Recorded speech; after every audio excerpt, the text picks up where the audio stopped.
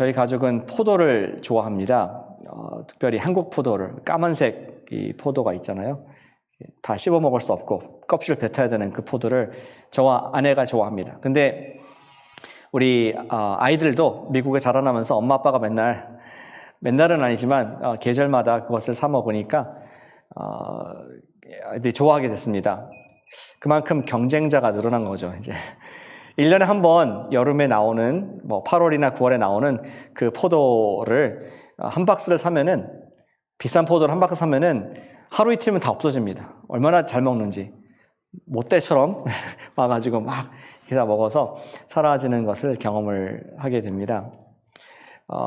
그러다가 올해는 포도가 없더라고요. 한국 마켓에서 포도를 찾기 어려웠습니다. 그래서 올해는 없나 보다 했는데 아내가 좋은 아이디어를 하나 냈습니다.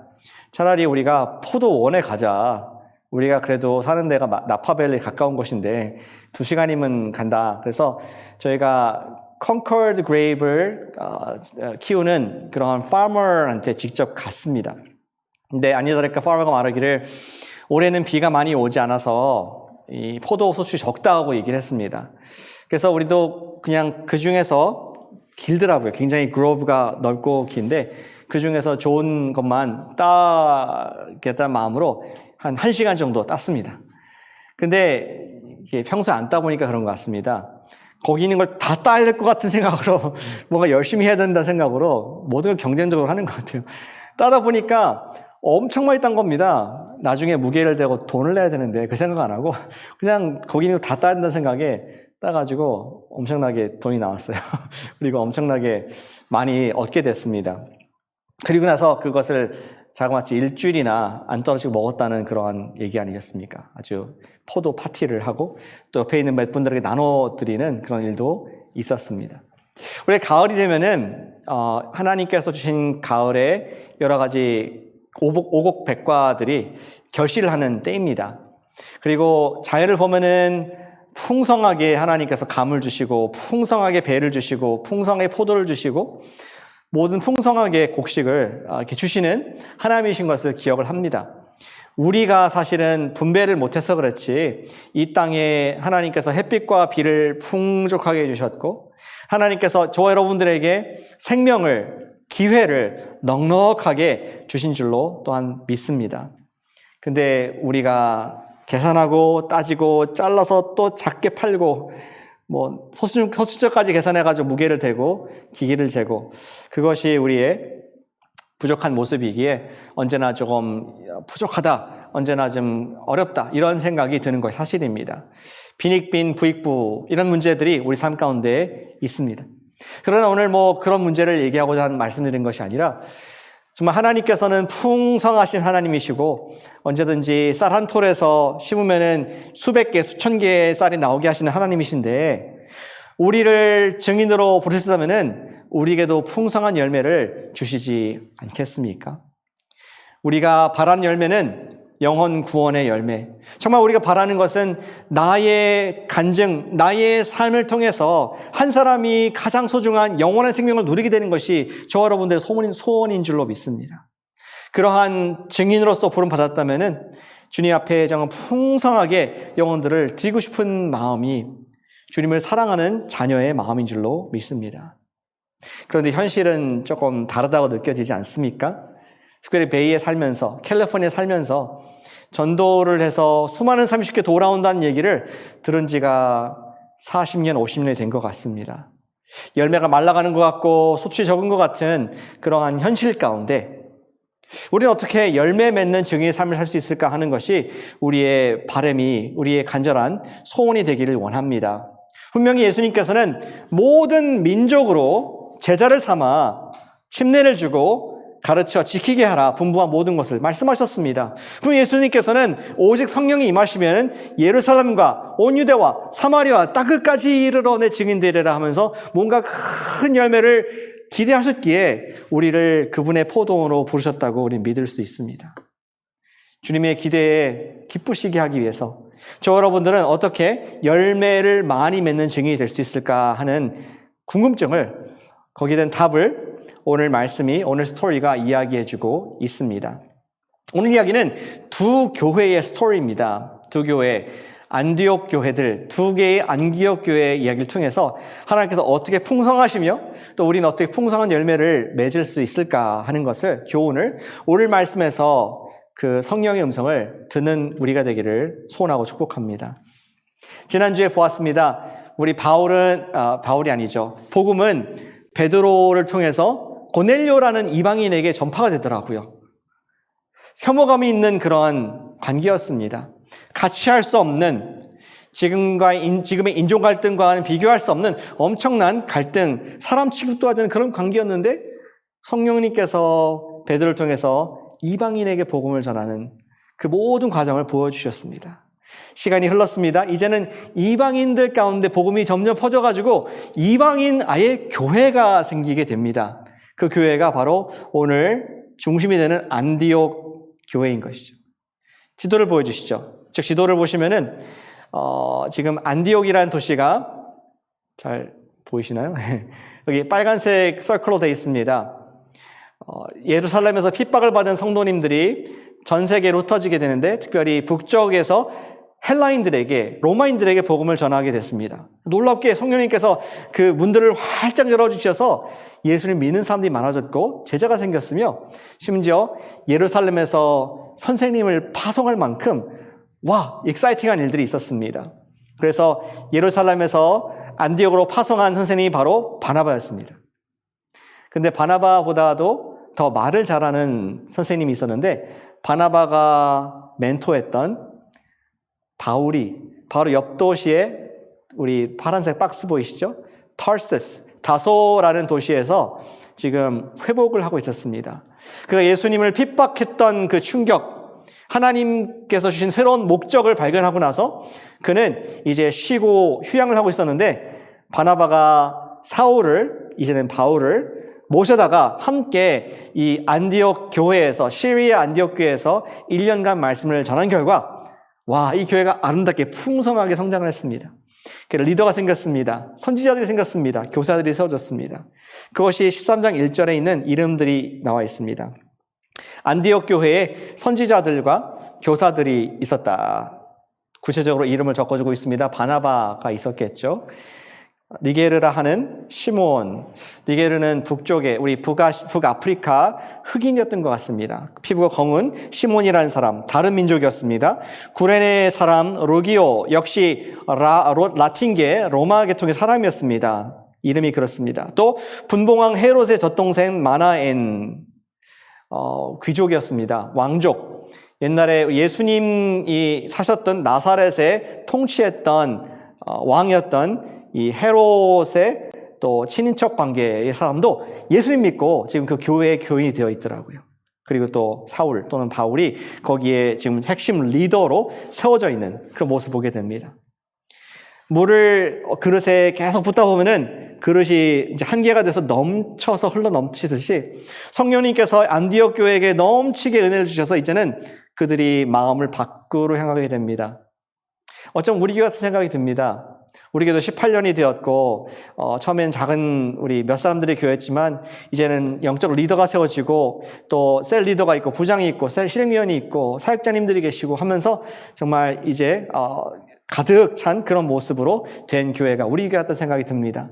그리고 우리 교회가 이번 가을에 증인의 삶을 좀 살자, 성령님의 음성을 듣고 우리가 순종하자 하는 그런 기도를 하듯이 아마 안디옥 교회도 그런 마음이 있었던 것 같아요. 그래서 2절에 보니까 증인의 삶을 살고자 기도하기 시작했습니다.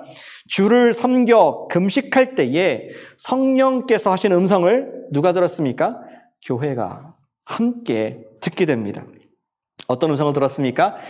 두 사람을 파송하라는 성령님의 음성을 들었습니다. 증인으로 대표로 보낼 바나바와 사울을 세우라, 이 말을 듣고 그들이 결단합니다. 그리고 두 사람이 혼자 헌신하고 간 것이 아니라 교회가 함께 기도하면서 파송합니다. 3절, 이에 금식하며 기도하고 두 사람에게 안수하여 보내니라. 교회가 굉장히 지금 시리어스한 가운데 있습니다. 성령께서 말씀하셨기에 그들이 마음을 온전히 주님만 바라보기 위해서, 다른 사람들의 생각을 다 내놓기 위해서 금식 기도를 하면서 주님 앞에 이 사람들을 보내는, 우리가 증인의 삶을 사는 교회로서 첫 번째 행위로 이 사람들을 파송합니다. 그런 공동체의 아름다운 모습을 보게 하십니다. 그것이 안디옥, 특별히 시리아 지방에 있던 안디옥 교회의 서론의 이야기입니다. 그리고 어떻게 이들은 어디로, 누구에게 전도를 하러 갔을까요? 어디로 가야지 열매가 있는 사역을 하게 됐을까요? 그것을 주목해 보길 원합니다. 지도를 다시 보여주실까요? 지도에 보면은 그들이 안디옥에서 출발해서 이제 남쪽으로 서쪽으로 향하게 됩니다. 제 손이 지도 속에 보이네요. 신기합니다. 근데 섬까지는 안 갔네요. 그 구브로라는 사이프러스라는 섬에 가서 성경의 13장에 보시면 나중에 읽어보시길 바랍니다. 우리 서기오 바울이라는 총독에게 복음을 전할 기회를 하나님께서 주십니다. 예수님 믿습니다. 그리고 그것을 의지해서 성령님을 또 계속 의지해서 그들이 북쪽으로 이제는 메인랜드로 지금 터키 지역이죠. 올라가서 계속 서쪽, 북쪽으로 올라가서 그들이 도착한 도시가 바로 또 다른 안디옥이었습니다. 아까와 헷갈리지 않게 거기에 지역 이름을 붙이는데 아까는 시리아 안디옥이었다면은 저 내륙에 있는 파란색 지역은 비시디아 안디옥이라고 불리는 지역입니다. 지도를 아주 잘 눈뜨고 보시면은 거기에 갈레이시아라고 써 있습니다. 이 남쪽에 이 터키 지금 남부 지방을 다 남갈라디아라고 이렇게 예전에는 불렀던 것으로 로마에서 불렀던 것으로 이해를 합니다. 그래서 이제 갈라시아 지방들을 돌면서 바나바와 바울이 복음을 전하는 스토리가 13장에 쫙 나오고 있습니다.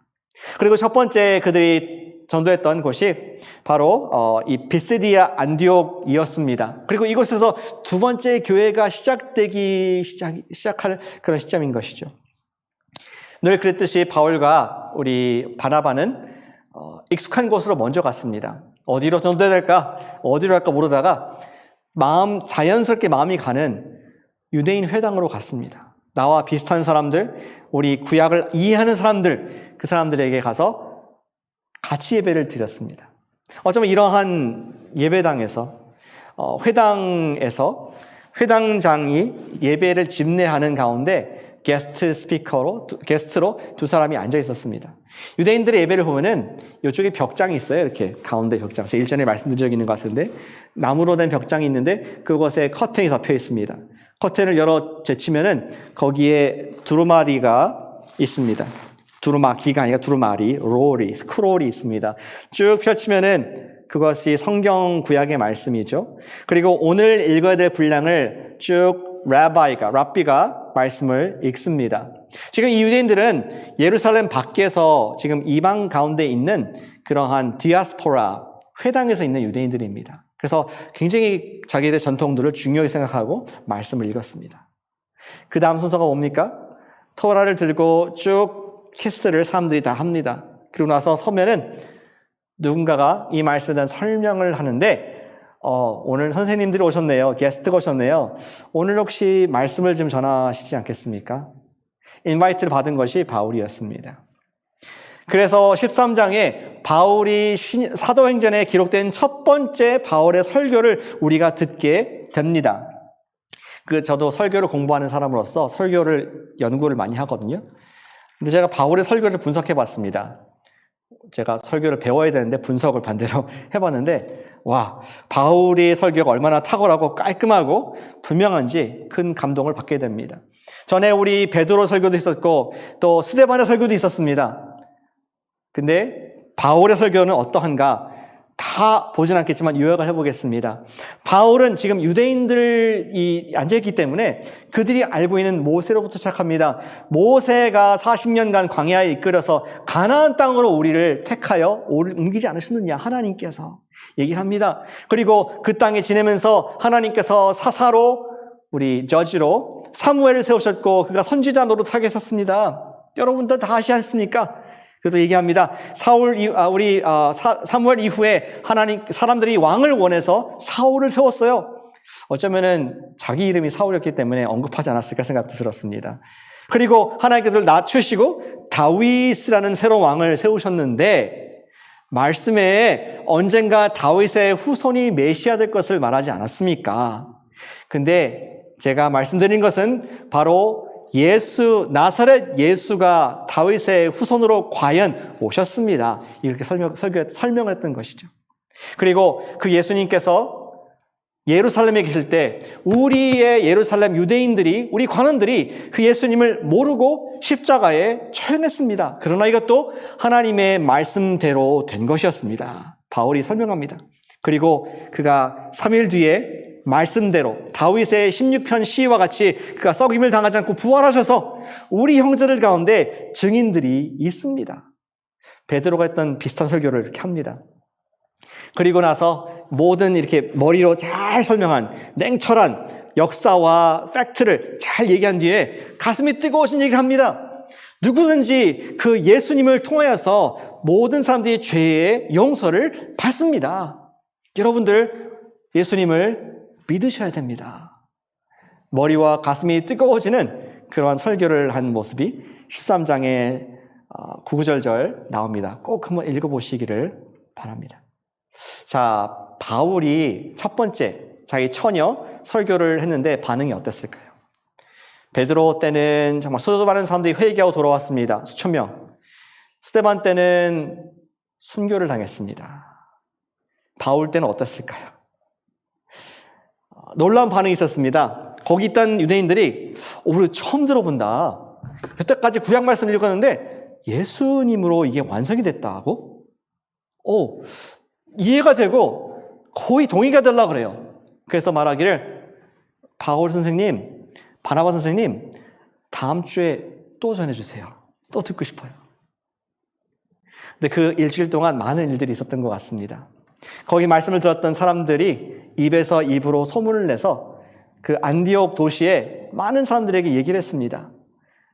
외부에서 이런 사람들이 왔는데 하나님 말씀을 이렇게 풀어듣고 예수님이래, 죄 용서한데, 이 얘기가 쫙 퍼져서 다음 주 안식일이 됐는데, 토요일이죠. 예배당이 있는데 운신할 폭이 없을 만큼 가득, 소셜 디스턴스 할 수 없을 만큼 가득 찬 그러한 회당의 모습을 볼 수 있었습니다. 근데 지난주에 초대했던 회당장의 마음, 지난주에 초대했던 유대인들의 마음이 갑자기 바뀌었습니다.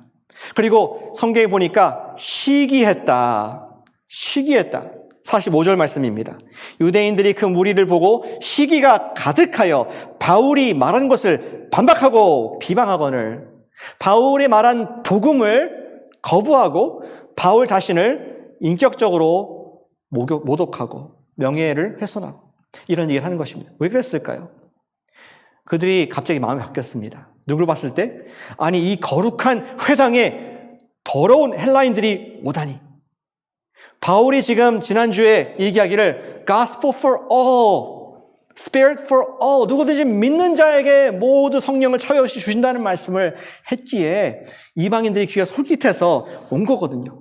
우리도 선택받은 배들이 될 수 있다고? 네, 제가 용서받을 수 있다고? 그래서 왔는데 유대인들이 보니까 아니, 유대교에 입교하지도 않고도 이 복음을 들을 수 있단 말이야? 가짜 아니야 이거? 바울을 비난하고 바울을 적대하는 갑자기 눈이 바뀐 박해자로 바뀌게 됩니다. 여러분들이 바울이나 바나바였다면 어떻게 반응하시겠습니까? 여러분들이 유대 회당을 중심으로 복음 센터를 정하고 복음 확장하려고 그랬었는데 지금 센터가 지금 kick out, 너 더 이상 있지 마, no longer welcome 했을 때 마음에 힘들 수 있습니다. 우리 계획이 backfire 했구나. 이것이 지금 잘못됐구나. 부작용이 있구나 하면서 잘 나가는 전도가 막히게 된 것을 힘들어할 수 있었습니다. 그러나 바울은 성령님의 일하시는 모습을 봤던 것 같아요. 하나님께서 유대인들의 문을 막으시면은 또 다른 문을 여시는 것을 볼 수 있었습니다. 바울은 그 즉시 turn around 하면서 얘기를 합니다. 46절입니다. 바울과 바나바가 담대히 말하여 이르되 하나님의 말씀을 마땅히 먼저 너희에게 전할 것이로되 Jews first, 유대인 먼저겠지만 너희가 그것을 버리고 영생을 얻기에 합당하지 않은 자로 스스로 여겼기 때문에 이제부터는 우리가 Gentiles, 이방인들에게 향하노라 하고 고개를 돌리자 거기 있던 이방인들이 다 박수를 치면서 할렐루야, 하나님께서 우리를 생각하시고 우리의 구원의 길을 활짝 열어주시는구나. 그리고 그곳에 부흥이 있게 되는 것을 보게 됩니다. 48절 같이 한번 읽어보실까요? 48절 말씀입니다. 시작. 이방인들이 듣고 기뻐하여 하나님의 말씀을 찬송하며 영생을 주시기로 작정된 자는 다 믿더라. 아멘. 누가가 굳이 이 이야기를 왜 썼을까요? 너무 당연한 얘기 아닙니까? 작정된 자가 다 믿더라. 하나님 뜻대로 됐더라. 바로 그게 목적입니다. 바울이 봤을 때, 바나바가 봤을 때, 우리가 봤을 때 거의 멀리까지 가서 전도했지만 열매가 없는 것처럼 보였습니다. 그러나 이쪽을 닫으시고 또 한쪽을 크게 열어주시는 하나님을 보았을 때 뒤를 바라보면서 retrospectively 앞에서 미래는 몰랐지만 뒤를 돌아보니까 하나님께서 이쪽은 닫으시고 이쪽은 열어주셨구나. 하나님께서 이미 정해놓으신 사람들을 구원받기로 작정하신 사람들을 다 구원하셨구나. 누가? 성령님께서. 그것을 누가가 바울이 바나바가 발견했다는 것입니다. 그리고 rest is history.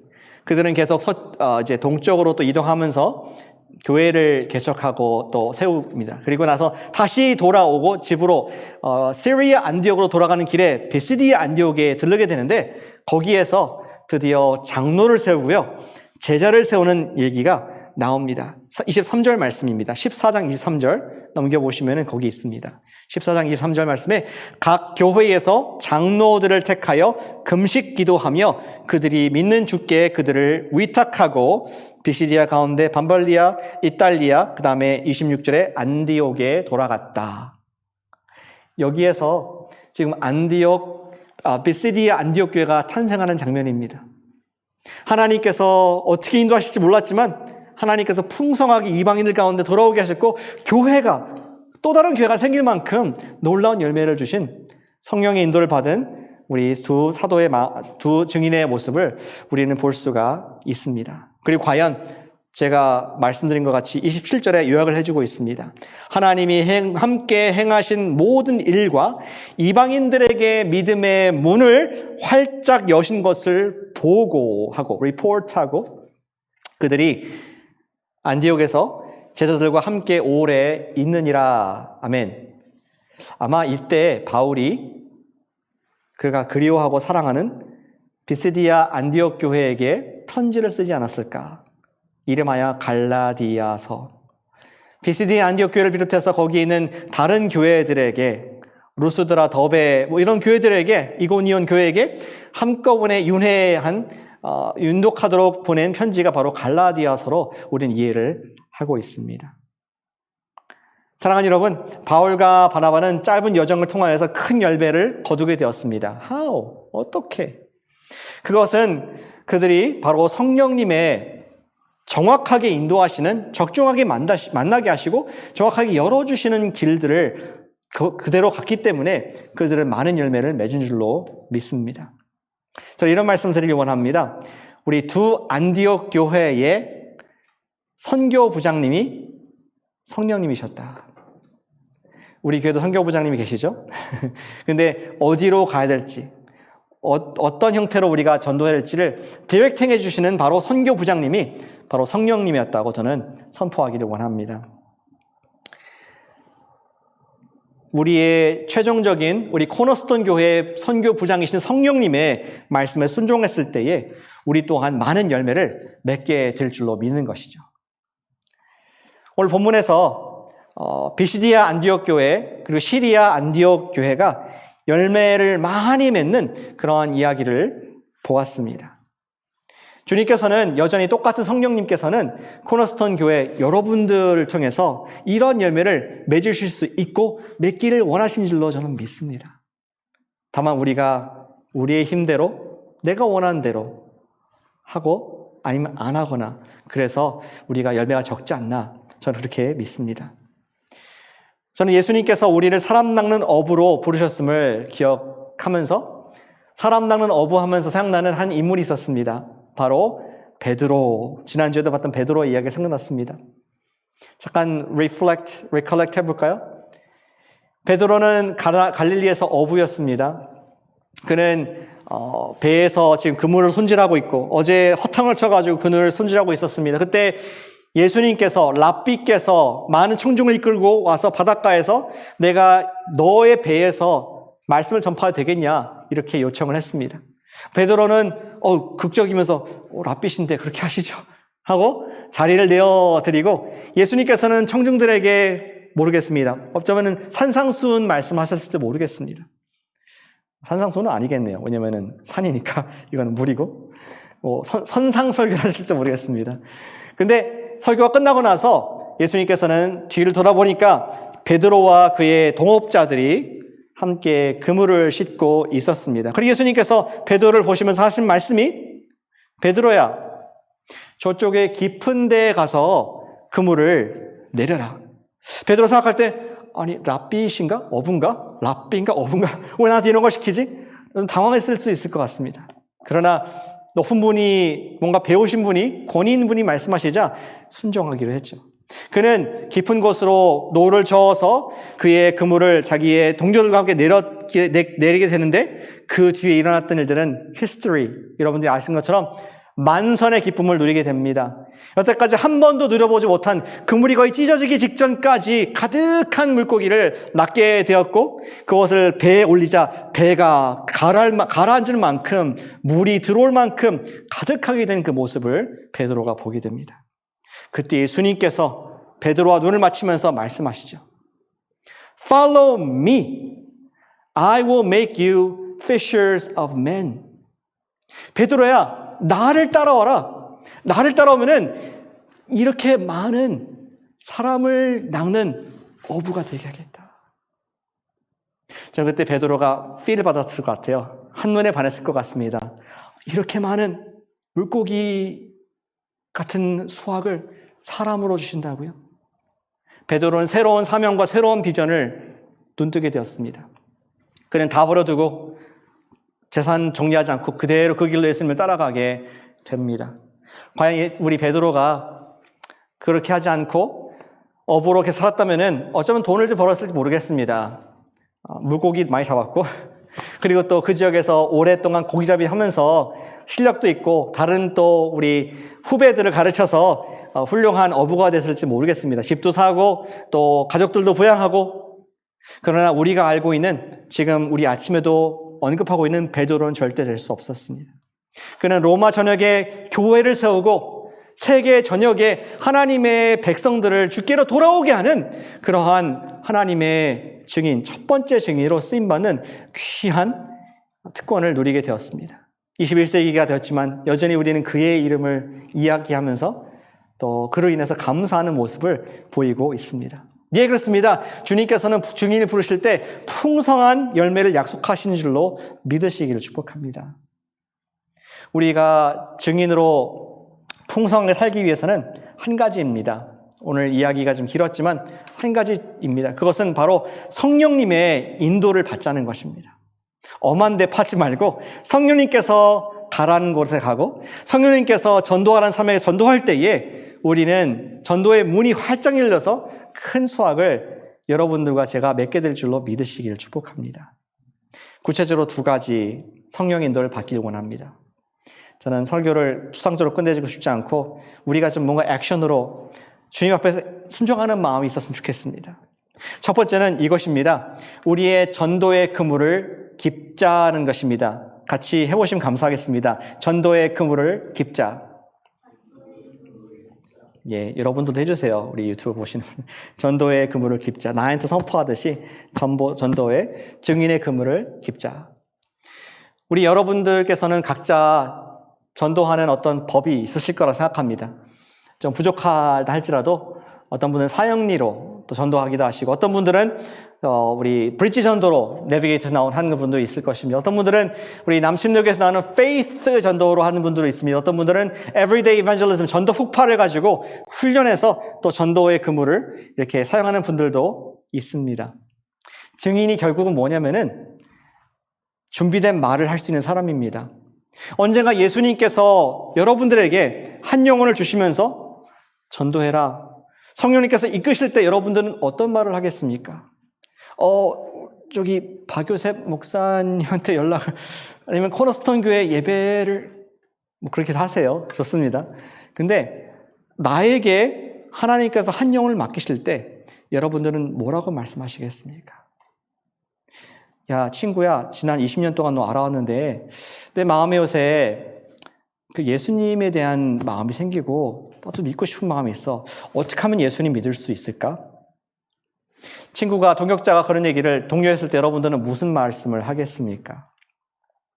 우리가 바울과 같이 설명과 설득에 머리와 가슴이 뜨겁고 차가운 말씀을 우리가 연습하고 지닐 때에 우리의 전도의 그물이 잘 기워져 있고 잘 튼튼하게 세워져 있을 때 주님께서 쓰시는 그러한 열매 있는 증인 될 줄로 믿습니다. 저는 이번 가을 우리가 증인의 삶 시리즈를 하고 있는데 여러분들에게 전도법을 간단하면 소개하지 않는다면 직무유기라고 생각돼서 시간이 조금 가지만 간단하게 우리 교회에서 소개하는 전도를 여러분들 적지 마시고 머릿속에 기록하시길 좋겠습니다. 여러 가지 전도법이 있지만 우리가 교회에서 계속 몇 년 동안 소개한 것은 V 전도법입니다. 빅토리 전도법, V자 전도법입니다. 이렇게 해야겠네요. 화면이 이쪽이 이렇게 돼 있죠. V자 전도, 이쪽에 V자 전도입니다. 이쪽에 시작한다면은 창조주 하나님께서 우리 모든 주인 되십니다. 우리는 죄인입니다. 내가 주인된 죄인입니다.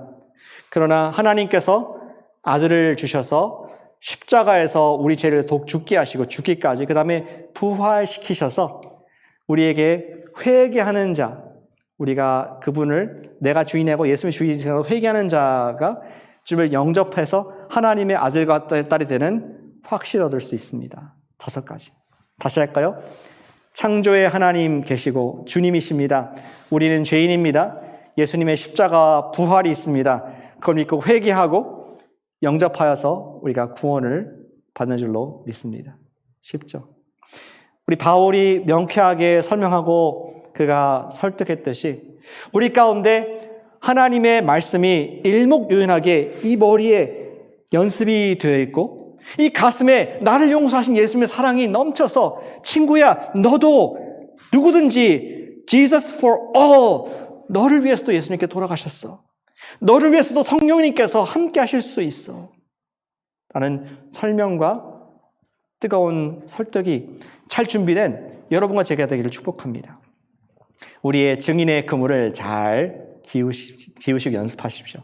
2번째, 우리가 해야 될 적용은 이것입니다. 성령의 인도를 어떻게 받습니까? 오늘 본문에 너무 자명하게 들어있는, 그리고 너무나 많이 얘기해서 어떤 클리셰 같이 느껴질 수 있는 부분이지만 이렇게 말을 하고 있습니다. 우리의 기도의 그물을 내리자 하는 것입니다. 같이 해주시면 감사하겠습니다. 기도의 그물을 내리자. 기도의 그물을 내리자. 기도는 아무리 강조해도 지나치지 않습니다. 시리아 안디옥 교회와 우리 BCD 안디옥 교회가 동일하게 성령의 인도를 받을 수 있었던 것은 성령이 충만한 사람들이 기도했기 때문이었습니다. 그들이 어디를 가야 될지, 전도의 문이 어디 열렸는지 분별할 수 있었고 그들이 판단할 수 있었습니다. 기도했기에 바나바와 바울이 나아갔고 기도했기에 비시디아 안디옥의 리더들을 세울 수 있었습니다. 기도의 그물을 내렸기에 그들은 나아갈 다음 스텝을 분명하게 알고 열매를 맺었다는 것을 꼭 기억을 해야겠습니다. 오늘 아침에 먹는 얘기를 좀 많이 하게 되는데요. 저는 또 포도와 더불어 던지너스 크랩을 좋아합니다. 우리 지역에 처음 오신 분들은 던지너스가 뭔지 잘 모르실 텐데 저렇게 생긴 겁니다. 좀 넓적하고 또 살이 많고 달콤합니다. 근데 문제가 있죠. 비싸다는 거. 모든 게 다 비싸. 저런 개 한 마리 이렇게 먹을 만큼 살려면 30불 한 사람 앞에 줘야 되기 때문에 돈 있는 분들은 상관없겠지만 저는 상관이 많이 있습니다. 그래서 만약에 제가 그런 결단을 했다고 생각해 봅시다. 차라리 아까 포도를 먹기 위해서는 어디 간다고요? 포도원을 가듯이 게를 먹기 위해서는 바다로 가자. 그래서 제가 게 그물망을 가지고 파시픽 오션에 갔습니다. 해프문베이에 갔습니다. 그리고 또 파시픽하에 갔습니다. 근데 아무리 내려봐도 게가 없는 거예요. 어떻게 됩니까? 어떻게 할까요? 어떻게 할까 생각하니까 갑자기 생각나는 분들이 있습니다. 머릿속에.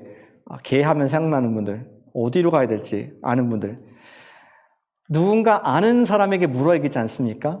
안 되면 정말 인터넷이라도 물어봐서 어디가 개가 잘 잡히는지, 어떤 라이센스가 필요한지를 알아볼 때에 거기 가서 정말 가면은 잡아올 수 있고, 못 잡으면 적어도 사올 수라도 있습니다.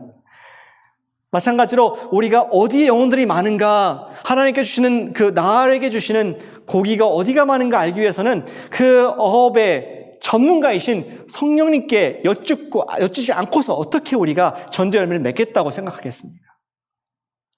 사랑하는 여러분, 이러한 도전을 이번 가을에 드립니다. 5명의 사람들의 이름을 여러분들 노트에, 아니 여러분 마음에 적어두시길 바랍니다. 기도하는 사람들, 매일 아침마다 주님, 제 가족 중에, 제 친구 중에, 제 동료 중에, 제 부모님 중에, 시부모님 중에 이분들이 정말 예수님 믿길 원합니다. 주님, 성령님이여 역사하셔서 그분들의 마음이 바뀌게 하시고 눈이 바뀌게 하시고 소망에 관한 이유를 묻게 해주시옵소서. 이렇게 기도하잖아요. 우리는 기도할 때 허공을 치는 기도가 아니라 이런 마음을 기도하는 것입니다. 주님, 어디입니까? 지금 어느 문을 열어주십니까? 우리가 많이 기도할수록 하나님께서 분명하게 보여주시는, 갑자기 그 문이 전혀 반응하지 않다가 어떠한 가족의 건강에 문제가 생겼습니다. 갑자기 마음이 확 열립니다. 지금 직장에 큰 문제가 생깁니다. 갑자기 마음이 확 열립니다. 그때 여러분들이 그 문을 볼 수 있는 사람이 되기 위해서는 반드시 기도하는 사람만 볼 줄로 믿습니다. 내가 기도하고 있지 않으면은, 내가 심지어 금식 기도하며 그 5명을 위해서 깨어있지 않으면은 주님께서 기회를 주실 때 저와 여러분들 볼 수가 없습니다. 항상 전도하기를 원하고 내가 뭔가 큰 일을 하길 원하지만 구체적으로 성령 안에 기도하면서 인도받지 않으면은 우리는 결코 열매 맺는 증인이 될 수 없다는 것을 우리가 기억하기를 소원합니다. 사랑하는 여러분, 찢어진 전도의 그물을 기우시는 여러분과 제가 되시길 축복합니다. 우리의 기도의 그물을 깊이 내리는 성령의 여러분과 제가 되기를 소원합니다. 우리 마지막으로 마태복음 4장 19절 말씀을 읽고 오늘 말씀 마치겠습니다. 함께 한 목소리를 읽겠습니다. 시작. 말씀하시되 나를 따라 오너라. 내가 너희를 사람을 낚는 어부가 되게 하리라 하시니. 아멘. 기도하시겠습니다.